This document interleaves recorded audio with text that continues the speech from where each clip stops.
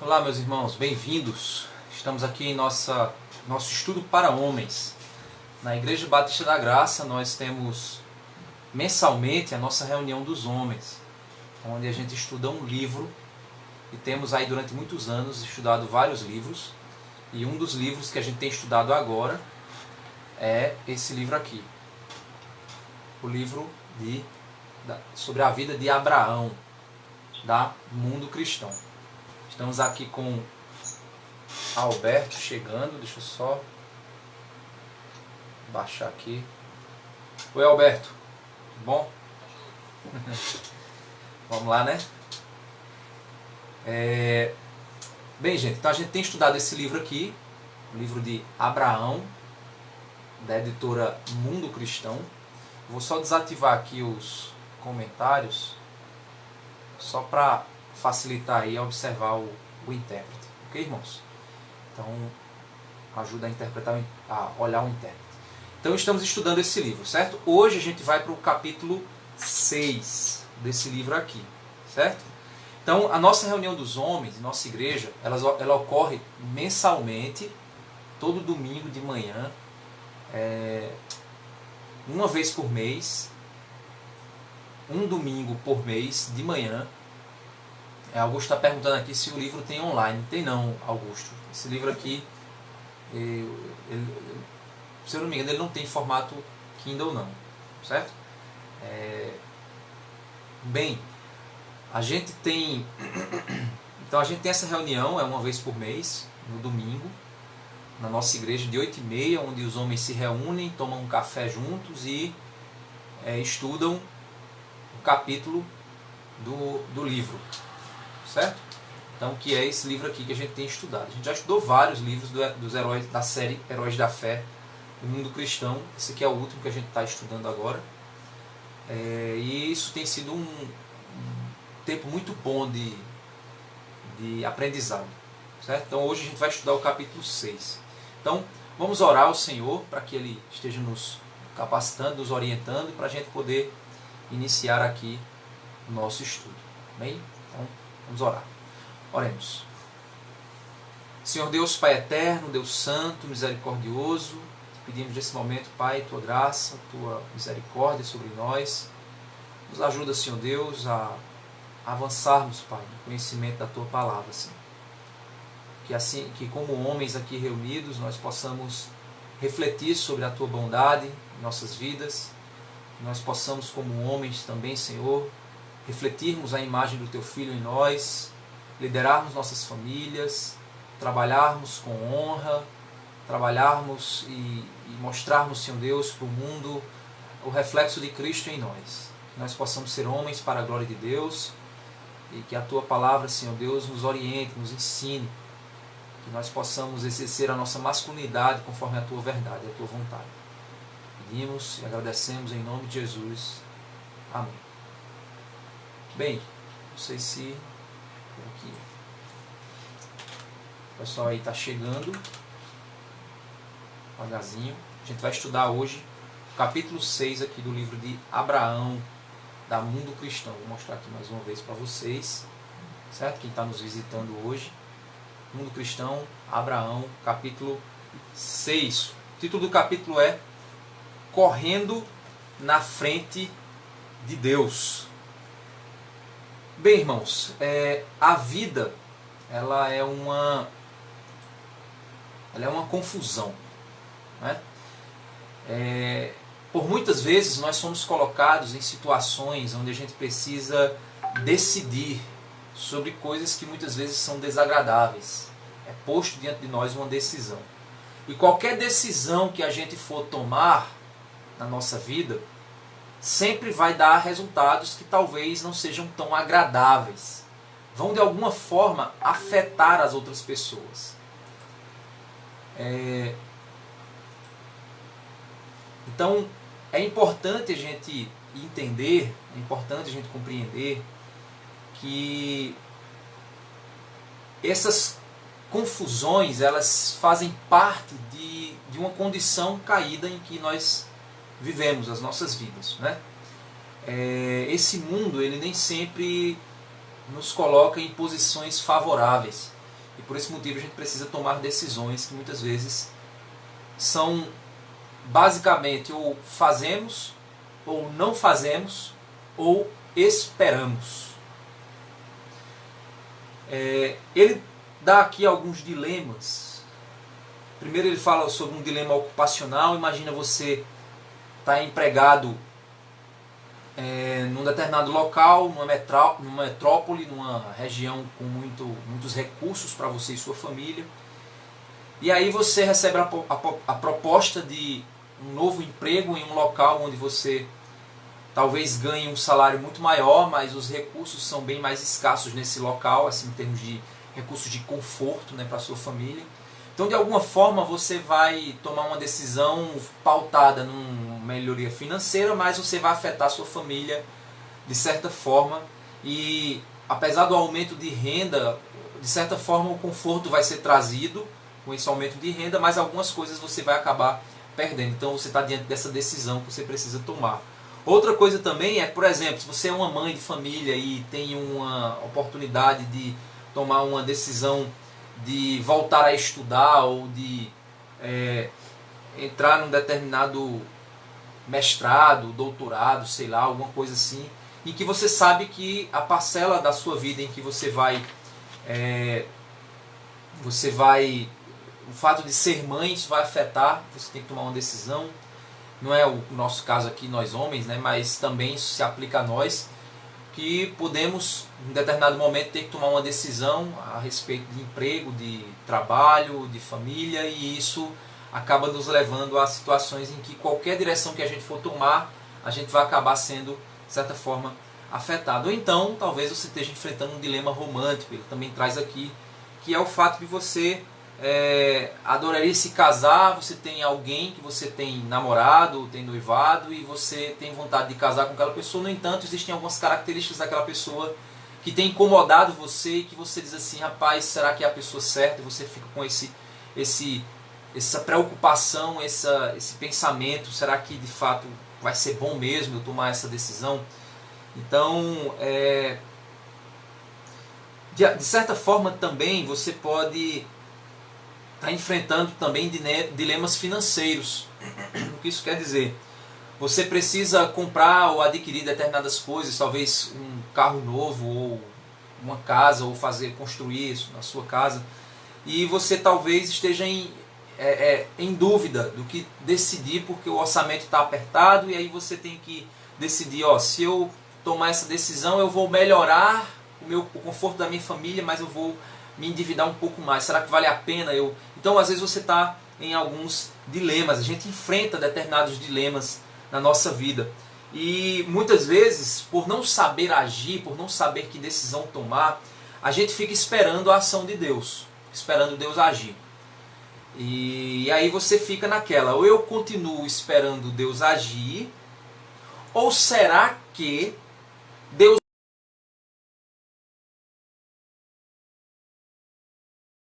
preciso me lançar e tomar uma ação, porque Deus está esperando eu agir? Será que é isso? Esperando alguma ação minha? Será que eu estou me atrasando a tomar essa decisão porque Deus quer que eu venha a tomar a frente e fazer a minha parte? E aí vem pregadores que usam, por exemplo, né? E aí, gente, pelo amor de Deus, tem pregadores que usam um exemplo lá da ressurreição de Lázaro, diz, olha, quando você for tirar a sua... Jesus, ele mandou que os homens tirassem a pedra, porque tem coisas que você tem que fazer para que Deus possa fazer ressuscitando Lázaro. Gente, isso é balela, o texto não quer dizer nada disso, Jesus não estava querendo dizer nada disso. Isso é uma desculpa para você usar um texto como pretexto para você falar bobagem.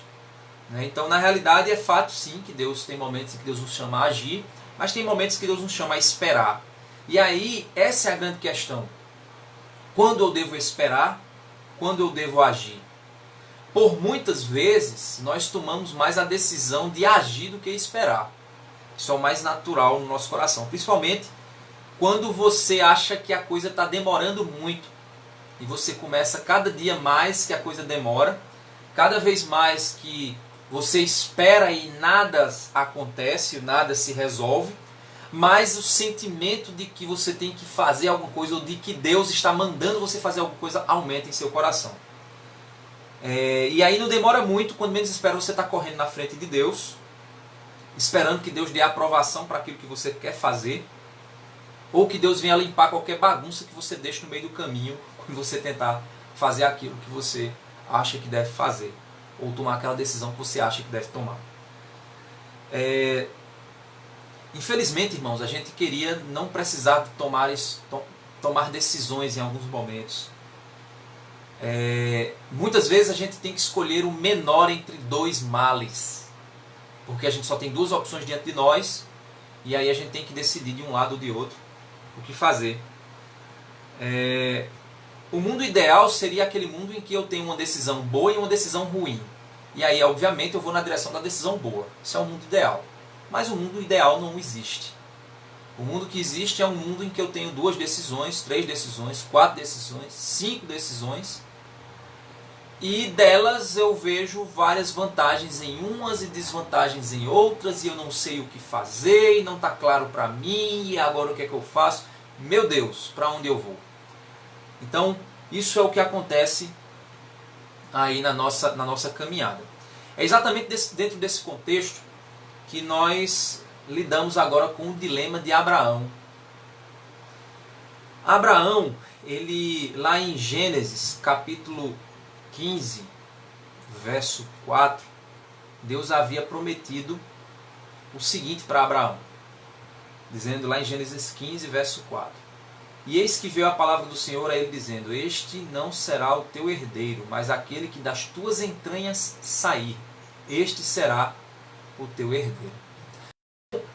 Deus havia feito uma promessa a Abraão que Abraão teria um filho, geraria um filho. E isso veio logo após Abraão ele perguntar sobre Eliezer, o mordomo da casa. Deus, olha, eu não tenho filhos, será que Eliezer poderia ser o herdeiro que o Senhor espera de mim? E Deus diz: não. Vai ser o filho das tuas entranhas. Você, Abraão, você vai gerar um filho. E aí Deus leva Abraão lá para fora e diz assim: olha agora para os céus, conta as estrelas, se é que podes contar. E disse-lhe: ainda será a tua descendência. E creu ele no Senhor e imputou-lhe isto por justiça. E Deus fez toda uma celebração. O capítulo 15 nos descreve uma celebração feita por Deus diante dessa situação, né? Diante de Deus ter apresentado aqui a vida de Abraão, apresentado para a vida de Abraão o propósito que Deus tinha com Abraão. Nessa situação, Abraão e Sara descobrem que não podem ter filhos. E aí, em um determinado momento, Sara bastante velha, Abraão bastante velho, Sara se cansa de esperar.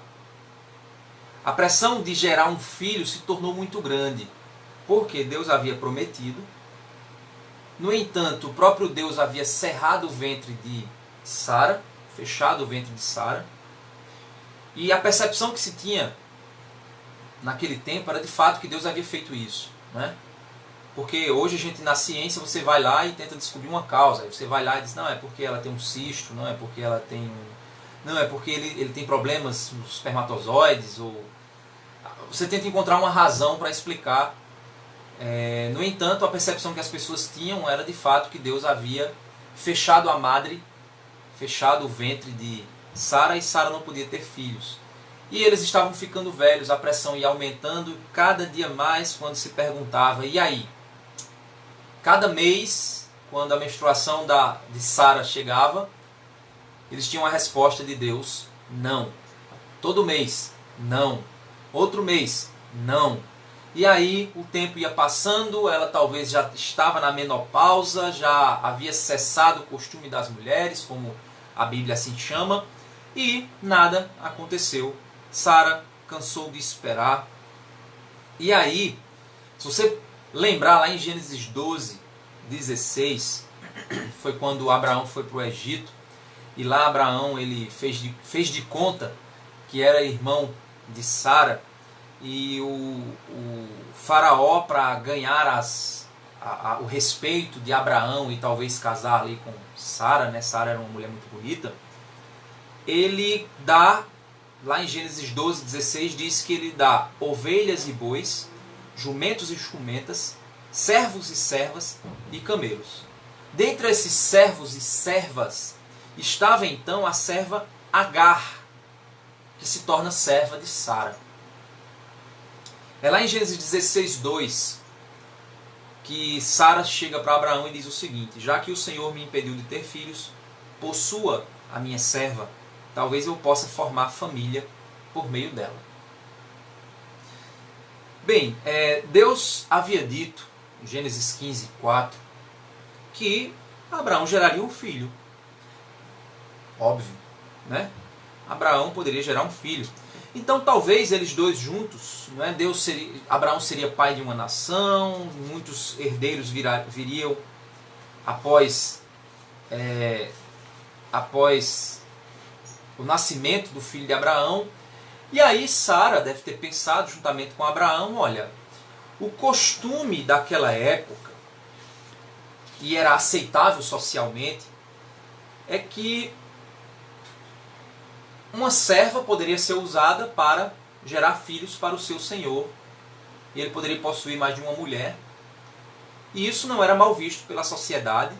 Pelo contrário, era aceito pela sociedade. Talvez Deus estivesse esperando uma atitude inteligente por parte deles. Faz por ti que eu te ajudarei. Tem gente até que diz que isso está na Bíblia, né? Então, talvez aquilo ali fosse o momento de Abraão tomar uma ação. Né? Talvez faltasse ali a mãozinha que Deus estava esperando. É muito fácil, irmãos, para nós, na posição em que nós estamos hoje, é muito fácil para a gente olhar para a situação de Abraão e julgar. Porque a gente está na posição confortável de espectadores de uma história que já aconteceu. É interessante, depois que acontece, aparece especialista de tudo quanto é lado. Por exemplo, vou usar um exemplo, esse problema que a gente está passando aí, né, que o governo está tentando resolver de um jeito, os governos estaduais, prefeituras, o presidente, aí vem os cientistas de um lado diz uma coisa, de outro diz outra, e aí está toda essa briga. Meus irmãos, ponham uma coisa na consciência de vocês, depois que isso tudo passar, vai surgir bilhões de especialistas dizendo o que deveria ser feito, o que foi que se errou, porque é normal, gente. Depois que você passa pelas situações, as pessoas elas têm um costume, é muito fácil para elas olhar, julgar e dizer assim, eu faria melhor. Então talvez você esteja numa situação muito confortável agora, olhando para Abraão e dizendo, Abraão foi dar uma ajudinha a Deus, ó, que cara mais sem fé, como é que esse homem é o pai da fé? Como é que esse homem é o exemplo de fé que lhe foi imputada por justiça e agindo dessa maneira? Então, cuidado com esse seu julgamento, cuidado com essa sua atitude. Porque você talvez seja um Abraão da mesma maneira, ou talvez nem chegue aos pés de Abraão. É fato que Abraão era um homem falho, como eu e você somos. A gente tem a tendência de olhar para os outros e julgar os outros de maneira mais pesada. E olhar para os nossos pecados e julgar os nossos pecados de maneira mais leve. Não, eu quero explicar por que eu fiz isso. É por causa disso. E você quer encontrar uma razão para o seu pecado. Uma explicação para o seu pecado. Você já lembrou o grande e último erro que você cometeu? Você está lembrado? A última vez que você tomou uma decisão, você achava que era a melhor decisão. Você tinha certeza, não, isso aqui, meu amigo, eu tenho certeza que Deus quer que eu tome essa decisão. E aí você começou a pesar na balança os seus pensamentos. E aí você começou a perceber que aquela decisão realmente é a melhor. É isso mesmo, eu tenho que agir assim. E você encontrou justificativas divinas, você até lembrou de versículos bíblicos.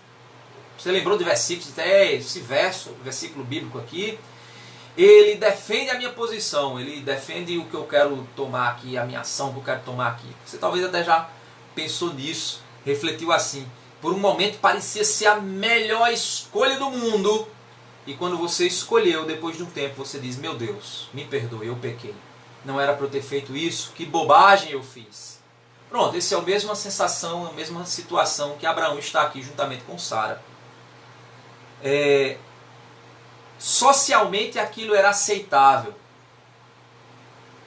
Socialmente aquilo, ninguém iria julgar Abraão como um homem ímpio, mau, perverso. Ninguém ia dizer para Abraão que Abraão estava errado. Ninguém ia dizer isso. Era algo que Deus havia dito a Abraão, que havia prometido para Abraão. Abraão e Sara sabiam disso. Deus havia prometido, então talvez era a melhor escolha.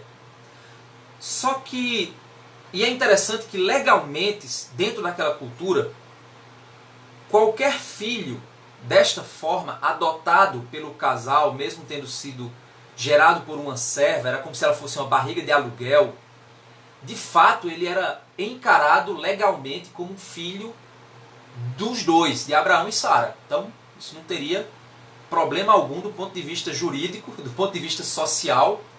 Era a melhor decisão a ser tomada. É claro que Deus quer que eu seja feliz. Deus quer a minha alegria, a minha felicidade. Quantas pessoas justificam pecados fazendo isso?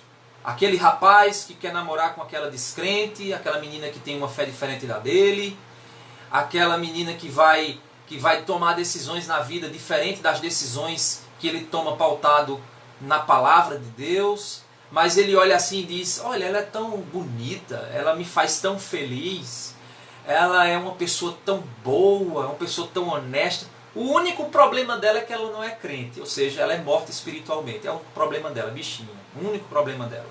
Ela não professa o mesmo Deus que eu. É o único problema. Mas isso é um detalhe. Deus quer me fazer feliz. Quem sabe eu namorando com ela, ela vai se converter. Olha só, as justificativas começam a aparecer. Olha, eu vou fazer a obra de Deus, porque namorando com ela eu vou poder pregar para ela e ela vai se converter. Meninas pensam assim, rapazes pensam assim. E aí você encontra justificativas boas. Olha, se eu for para aquele emprego lá, eu posso até ter dificuldades nos meus horários, nas minhas obrigações na minha igreja, mas com aquele emprego eu vou receber mais. E aí recebendo mais eu vou poder ofertar mais na igreja. Olha que bênção! Eita, que coisa maravilhosa! Nós encontramos justificativas das mais santas e maravilhosas possíveis. E Abraão e Sara talvez viram da mesma forma. Tem uma diferença grande. Eles só não perguntaram a Deus se essa era a decisão. Eles pensaram, refletiram, avaliaram socialmente, avaliaram judicialmente, avaliaram todas as perspectivas, perceberam, de fato eu acho que Deus quer que a gente faça isso mesmo. Por fé em Cristo nós vamos tomar essa decisão, mas deixaram o mais importante. Deixaram de consultar a Deus, de perguntar a Deus se aquilo era a melhor decisão. Se Abraão tivesse saído numa noite estrelada e tivesse dito assim, Senhor, estamos ficando velhos, a espera, Senhor, está ficando mais difícil, a cada ano que passa, mais a esperança se esvai, nosso desejo tem se tornado quase insuportável, Senhor. Pensamos em uma maneira de ter um filho, queremos saber se é a tua vontade, será que tu aprova, Senhor, esse método que nós vamos usar aqui para cumprir a tua vontade e satisfazer a nossa alegria de ser pais? Apesar do costume da época ser aceitável, judicialmente, socialmente, mas Deus ele não está nem aí para as tradições sociais. Deus não está nem aí para aquilo que o homem pensa. Deus quer que o certo seja feito e a sua vontade seja cumprida. E aí, tragicamente, lá em Gênesis capítulo 16, verso 2, Abraão atendeu a proposta de Sarai, sua mulher. E quando isso aconteceu, já fazia 10 anos que Abraão estava em Canaã. Já tinha se passado 10 anos de espera, nada acontecia. Abraão, então, aceita a proposta da sua esposa, possui a Agar, deita-se com Agar, a serva, e ela fica grávida.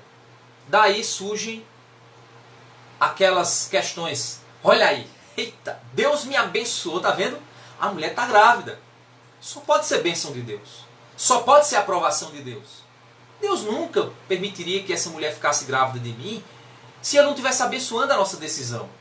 E a gente começa a encontrar justificativas. Mas aí vem as consequências. Lá em Gênesis 16, 4, nós percebemos que o texto bíblico diz que Agar começa a tratar sua senhora, Sarai, com desprezo. Por quê, irmãos? Porque quando você colocava uma mulher do lado da outra, as mulheres que podiam ficar grávidas, que tinham muitos filhos, elas eram tidas como mulheres de grande valor diante de Deus e diante das pessoas. As mulheres estéreis, elas eram vistas como mulheres desvalorizadas, porque eles entendiam que uma mulher que não podia ter filhos foi uma mulher que Deus pesou sobre ela a mão, então Deus tinha algo contra ela. Então eles entendiam dessa forma. Então, automaticamente a serva começou a olhar para a senhora e dizer: eu sou abençoada por Deus, porque eu vou dar o descendente que Deus havia prometido. Sou eu, um instrumento de Deus, para a descendência do meu senhor Abraão, conforme a vontade de Deus. Minha senhora não. E aí começou a desprezar a sua senhora. E aí, irmãos, diante disso, Sarai, ela chega, lá em Gênesis 16, 5, para Abraão e diz assim: caia sobre você a afronta que eu venho sofrendo. Coloquei minha serva em seus braços, e agora ela sabe que engravidou e despreza-me. Que o Senhor seja o juiz entre mim e você.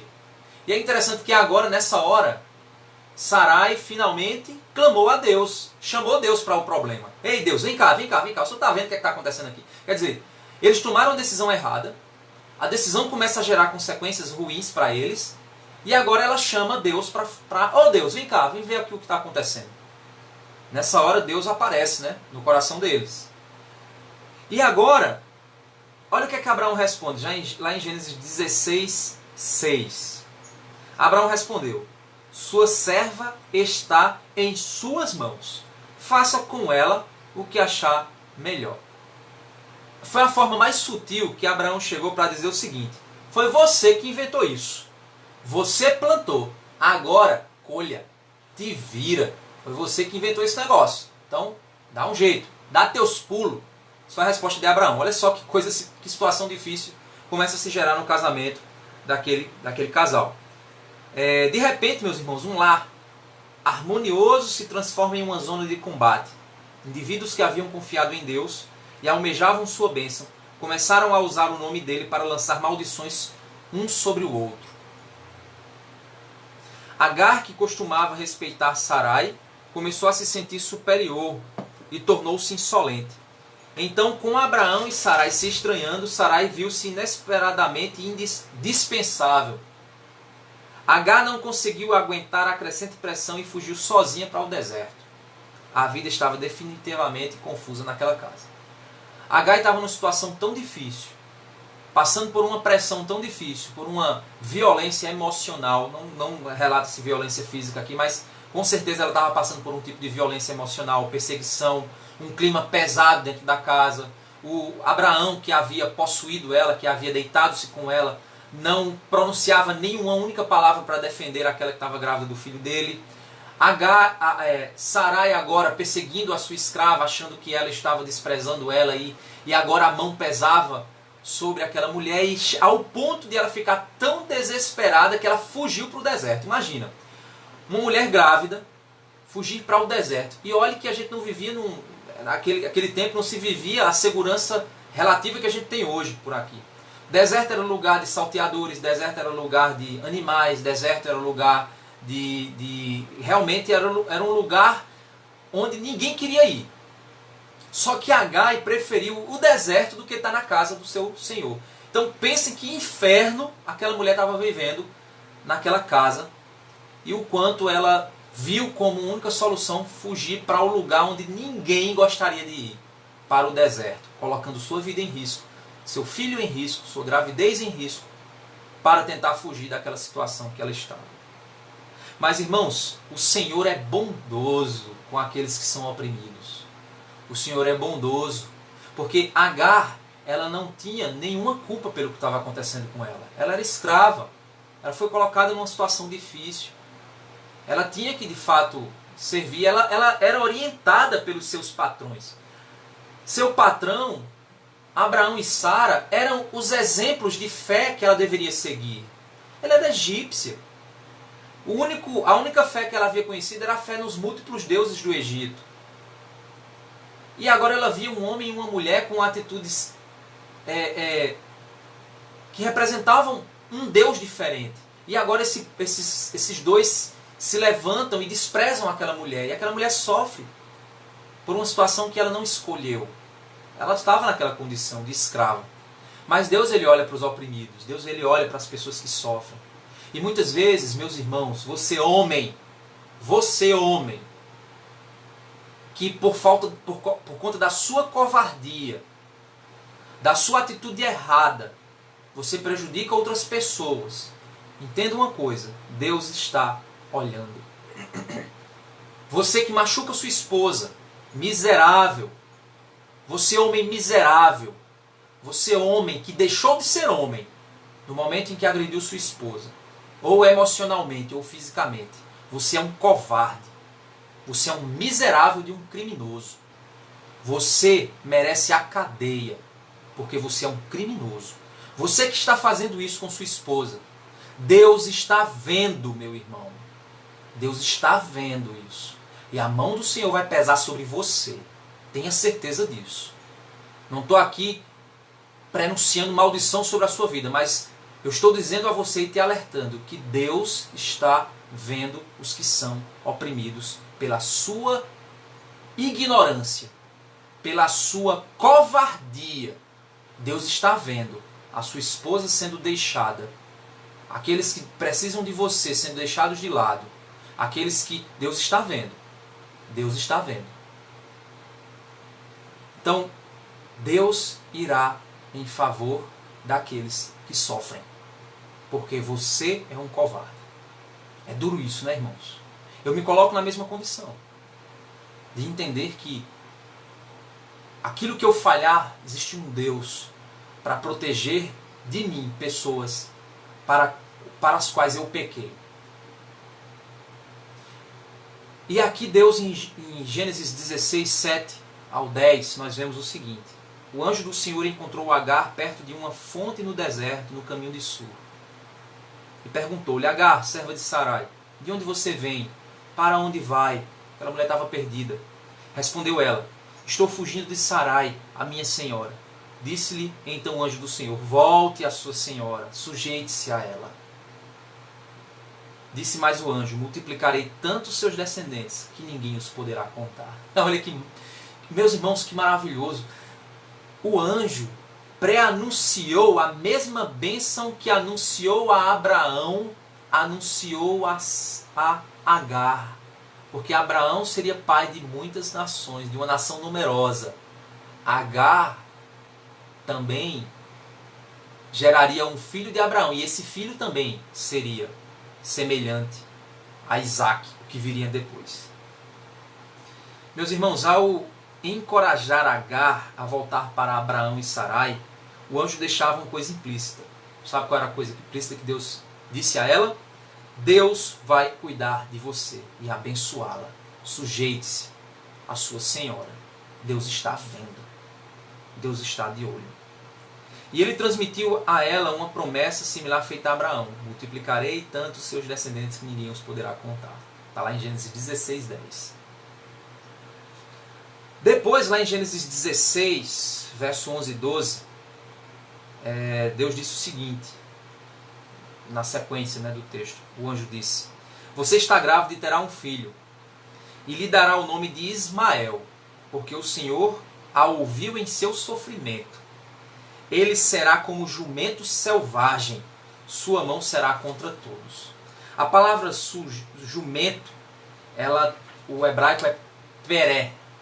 Essa palavra, para nós, ela poderia ter uma conotação negativa, mas para aquele povo dava uma conotação de um animal agressivo e impossível de se domar.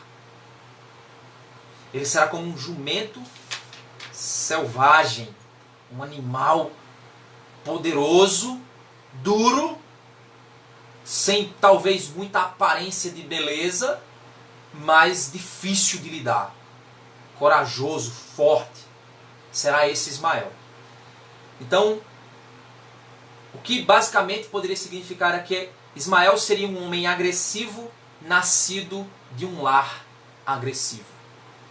E a gente sabe que os ismaelitas, na realidade, uma das explicações é que eles dão origem aos árabes, que depois dá origem aí ao movimento dos muçulmanos e todo esse povo aí, que de fato, se você parar para pensar, olha que interessante, é um povo realmente duro, difícil de lidar, violento na sua fé. E são esses que provavelmente descenderam aí de Abraão. Agar, então, em Gênesis 16:13, ela bendisse a Deus, dizendo assim: Tu és o Deus que me vê. Olha só, gente, que bênção. Uma serva, alguém inferior, alguém que se via como a margem da sociedade. Ela se via como um objeto nas mãos da sua senhora e do seu senhor. Mas o Deus soberano, grandioso, poderoso, infinito, eterno, olhou para aquela mulher tão pequena, num deserto, esquecida, oprimida. E Deus olhou e ela disse assim: Tu és o Deus que me vê. Tu me vê. Olha que bênção, gente. Mesmo diante do erro de Abraão, Deus estava ali consertando os erros. Agar era uma vítima.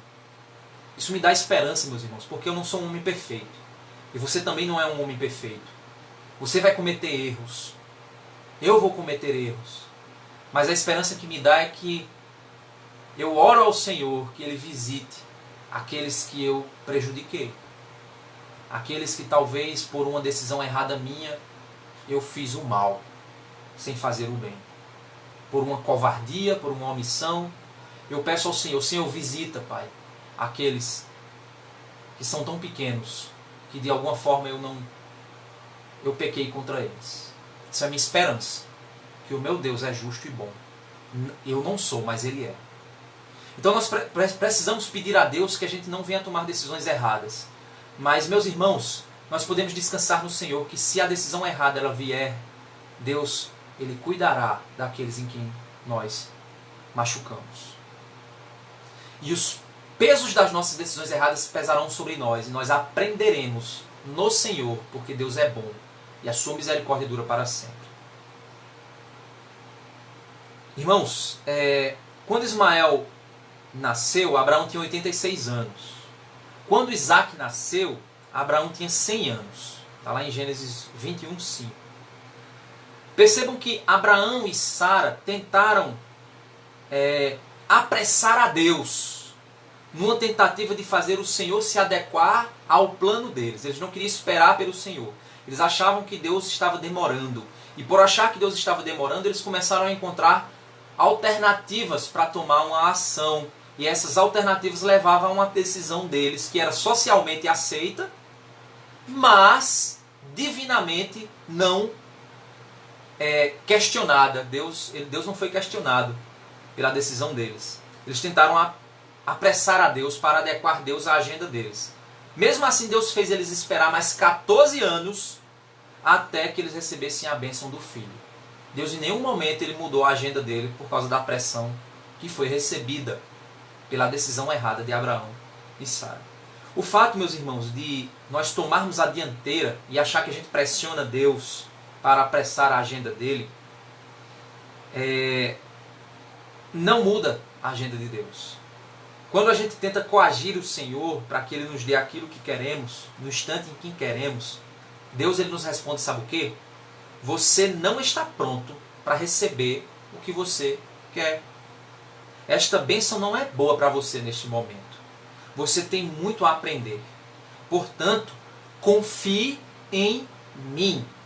E não espere que eu lhe explique por que você tem que esperar. Não espere que eu venha lhe explicar. Eu sou Deus e você é meu servo. Espere, eu sei o melhor para a sua vida. Talvez hoje, meu irmão, você esteja passando por situações difíceis. Da mesma forma. E por esse motivo, você está aí esperando para tomar uma decisão e não sabe o que fazer. Meus irmãos, que bênção que você ainda não sabe o que fazer. O perigo está quando você começar a saber o que fazer. Porque se esse conhecimento for socialmente aceito e humanamente confiável, meu irmão, você está em maus lençóis. Porque a tua mente vai começar a te enganar, o teu coração vai começar a encontrar justificativas para você tomar a decisão errada.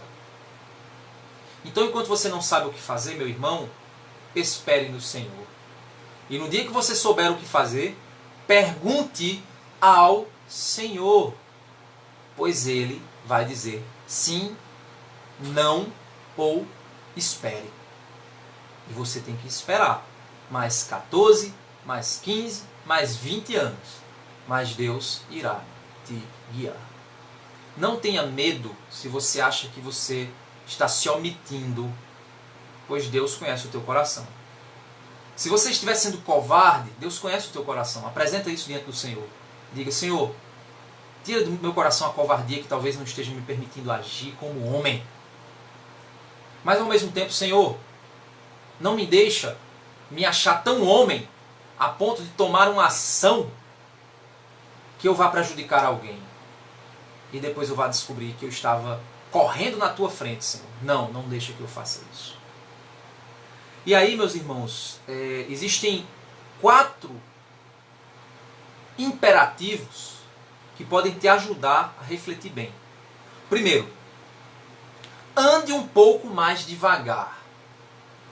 Controla a tua velocidade. Será que tu não está querendo algo muito rápido? Será que a gente que está acostumado a fast food, iFood, mandar o WhatsApp e a pessoa já responder? Será que a gente, dessa geração mais instantânea, será que a gente não está querendo andar rápido demais e o tempo de Deus é mais lento do que a gente imagina? Não lento, é certo, mas para nós é lento. Converse com conselheiros, fale com pessoas mais experientes, converse com amigos, para saber deles se você, quem sabe você está se apressando, quem sabe você está indo muito adiante. A igreja de Cristo funciona assim, irmãos, nós precisamos uns dos outros. Converse, tente entender as perspectivas de outras direções. Segundo, peça a Deus que lhe dê mais paciência, mais sabedoria e mais autocontrole. Peça a Deus que te ajude a ter um espírito calmo, no domínio do Espírito Santo de Deus, e assim Deus vai te ajudar a tomar as melhores decisões e agir da maneira correta. Imagine o pior cenário que pode acontecer se você esperar. Pense assim, se eu esperar, o que é que pode acontecer? Aí imagine o pior cenário. Qual é o pior resultado se eu não fizer nada? Quando uma situação de fato exige ação, essa pergunta pode trazer à tona boas ideias. Certo? Com maior frequência, porém, a resposta é tão banal que chega a desapontar. No caso de Abraão e Sarai, o pior resultado possível era esperar pela gravidez. Era receber mais daquilo que eles estavam recebendo. Que era o quê? Não ter um filho. Esse era o resultado deles. Esperar, esperar, esperar, morrerem e não se cumprir a vontade de Deus. Era o pior cenário. Outra coisa, 4º ponto. Pense nos outros que serão impactados pela sua decisão. Entenda uma coisa, você homem,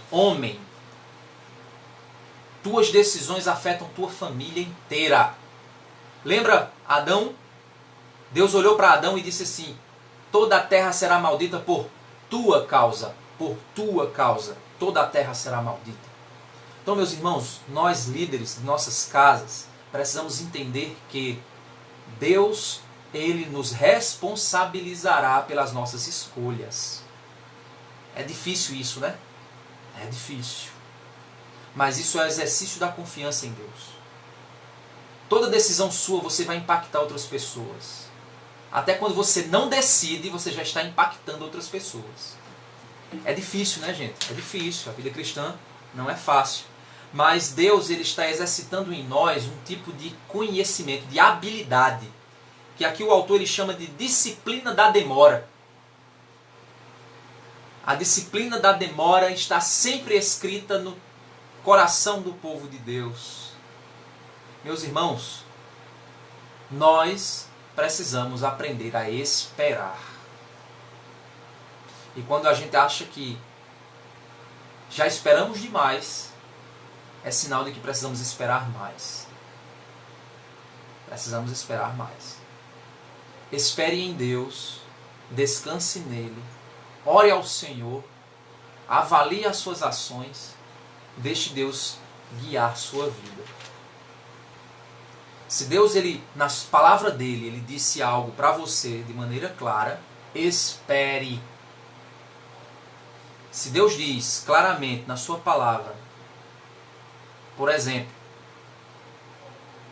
você jovem, rapaz, se Deus diz na sua palavra que Ele não quer que você relacione-se, ou case-se, ou namore ou case-se com alguém que não é crente, porque essa pessoa não tem a mesma fé que você, não crê no mesmo Deus que você, a palavra de Deus diz claramente isso. Então, meu amigo, Deus já falou, espere. Se você tentar qualquer outra atitude fora da vontade de Deus, você vai errar. Se Deus disse a você, discipline o teu filho, não seja omisso na sua atitude, e você não está exercendo sua função, você está errando. Então, irmãos, a palavra de Deus tem a direção clara para as nossas vidas. E quando nós não encontramos claramente uma decisão na palavra, precisamos esperar Deus nos revelar a sua vontade na palavra. Oração, leitura da palavra, confiança em Deus é o caminho para a gente viver uma vida para a glória de Deus. Amém, irmãos? Então, fechamos aqui o nosso capítulo 6 do livro de Abraão. Vou mostrar aqui novamente para quem chegou depois. Esse livro aqui é o livro que nós estudamos na reunião dos homens, na Igreja Batista da Graça, aqui em Campina Grande. E vou reativar aqui os comentários. Quem quiser fazer perguntas, faça suas perguntas para a gente interagir um pouquinho aqui. Ok? Vou colocar aqui uns 5 minutinhos, 10 minutos aí de interação. Temos aí alguma pergunta? Estamos aqui com alguns irmãos, alguns homens nos acompanhando. Reginaldo, Deus abençoe Reginaldo. Eli, valeu Eli, está de casa agora nos acompanhando aqui. Temos alguma pergunta sobre o assunto? Alguma dúvida, alguma interação? Você quer colocar alguma coisa, acrescentar alguma coisa ao que a gente falou aqui? Se quiser, então comunique-se aí para a gente ouvir. Então, acho que não tem, né? Ok, irmãos. Então, Deus esteja cuidando de vocês. Compartilhem esse estudo. Eu vou colocar esse estudo também lá no YouTube, certo? Então, se você perdeu aí essa live, ela vai estar por 24 horas aqui no Instagram. Lá no Facebook, ela vai estar forever. E aí, quando a gente for... Aí eu vou também baixar aqui do Facebook e vou lançar lá no YouTube, no canal que eu tenho lá do YouTube. É um canalzinho que eu nunca alimentei lá, mas tá lá também. Se você quiser acompanhar, as mensagens estão sendo colocadas lá. Amém?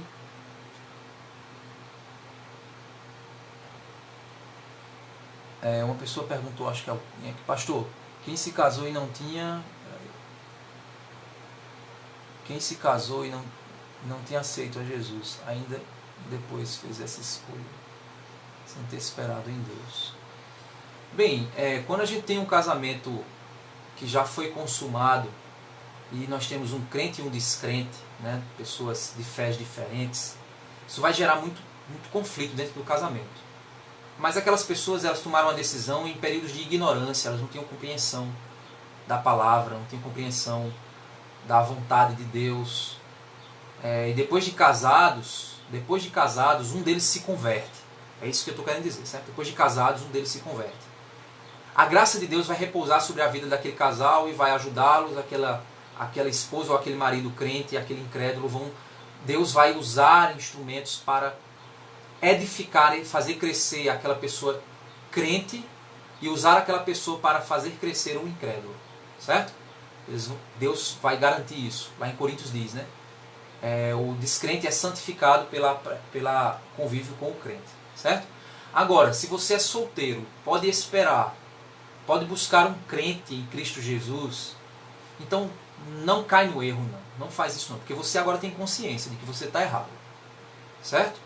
Então, se você tomar uma decisão errada, depois você vai ter problemas e depois não vem, aí depois vai fazer igual a Sarai, vai chamar Deus e dizer assim, olha Deus, agora o que é que está acontecendo aqui? Você não está vendo não, mas você foi quem escolheu isso, né? Você foi quem tomou essa decisão. Então não vem agora culpar Deus, certo? Mas entregue-se ao Senhor e deixe Ele guiar a sua vida, ok? Então gente, Deus abençoe, que o Senhor esteja guardando as nossas vidas. Obrigado aos homens que participaram aí mensalmente, nossa reunião dos homens, nossa igreja. Tivemos que fazer assim agora porque infelizmente não podemos gerar aglomerações, mas estamos aí alimentados. Deus abençoe. Obrigado aí por quem estava nos visitando, acompanhou o estudo. Que Deus esteja guardando sua vida e abençoando vocês. Mais tarde, às 5h30, no Facebook da Igreja Batista da Graça, nós estaremos com o nosso culto. Então, Deus abençoe. Até mais. Valeu, Alberto. Deus abençoe.